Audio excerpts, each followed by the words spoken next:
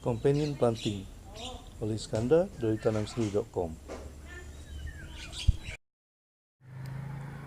Apabila kita sebut berkebun di rumah, lazimnya ramai yang akan terfikir ialah berkebun secara vertigasi ataupun secara konvensional.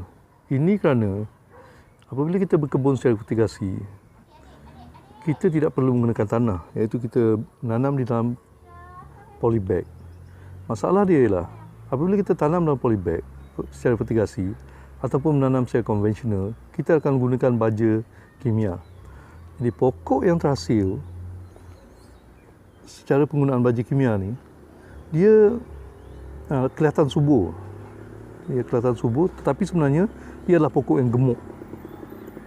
Gemuk maksud saya sini adalah pokok yang berair tetapi tidak banyak mengandungi nutrien. Jadi pokok yang sebegini biasanya lemah dan akan diserang serangga perosak. Jadi untuk melawan serangga perosak, kebiasaannya pekebun akan gunakan racun. Jadi kalau bila kita sebut penanaman secara organik, mereka juga ada misconception di sini, iaitu bila menanam secara organik, apa yang mereka fikirkan ialah mereka menanam seperti penanaman konvensional, iaitu satu jenis pokok saja dalam satu kawasan, dan apabila diserang serangga perosak, mereka akan gunakan racun organik. Sebenarnya penanaman secara organik adalah lebih luas daripada itu. Ia melibatkan amalan sebenarnya. Jadi cara penanaman organik secara organik yang kami amalkan ialah kami tanam pelbagai jenis tanaman di dalam satu petak, bukannya monoculture, iaitu satu jenis tanaman saja. Jadi apa yang kami buat ialah kami gabungkan beberapa tanaman di dalam satu petak. Contohnya dalam petak ini kami tanam cili. Jadi untuk menghalau lalat putih ataupun serangga perosak menyerang cili, kami tanam di bawahnya pokok bawang. Okey. Dan bersama dengan cili juga kami ada menanam pokok sayur daun, iaitu sawi. Jadi selepas seketika, kalau diperhatikan, pokok sawi ini telah diserang kekabut kutu. Jadi apa yang saya buat ialah berdekatan dengan pokok sawi ini, saya mula tanam pokok bawang putih.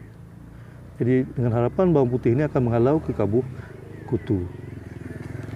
Okay, jadi beginilah caranya yang kita amalkan kalau kita tanam secara organik, iaitu kita gunakan pelbagai jenis tanaman. Kaedah ini kalau dalam blok tanam sendiri, saya namakan sistem badi, iaitu saya gunakan pokok yang lain untuk menjaga pokok utama. Jadi kalau dalam kaedah penanaman organik, cara ini dikenali sebagai companion planting, iaitu kita tanam pelbagai jenis tanaman yang akan menjaga tanaman yang utama. Jadi kalau di sini kalau diperhatikan, saya tidak perlu menggunakan racun serangga. Jadi saya hanya gunakan pokok bawang saja untuk mengawal serangan serangga perosak. Jadi lihat sendiri, tanaman di sini begitu subur dan buah yang dihasilkan oleh pokok cili ini sangat lebat. Okay, sangat lebat.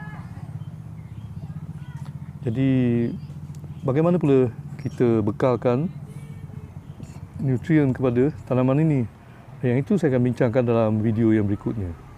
Untuk keterangan lanjut tentang companion planting ataupun kaedah pengurusan makhluk perosak, sila rujuk e-book Menanam Secara Organik di Rumah.